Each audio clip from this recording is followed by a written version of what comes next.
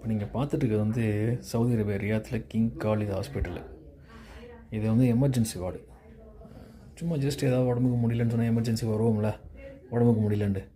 அப்போ அந்த மாதிரி நேரத்தில் இந்த மாதிரி ஒரு சின்ன ரூம் ஒன்று கொடுத்து அப்சர்வேஷனில் வச்சு இங்கேயே ப்ளட் டெஸ்ட் எடுத்துக்குவாங்க, இசிஜி எடுத்துக்குவாங்க, பக்கத்தில் எக்ஸ்ரே இருக்குது, அங்கே எல்லாத்தையும் எடுத்துக்குவாங்க. இது எல்லா ஹாஸ்பிட்டலையும் உள்ளது தான். அப்படி சின்னதாக ஒரு ரூமு. ஓகே, எல்லா வசதி வாய்ப்புகளும் இருக்கும்.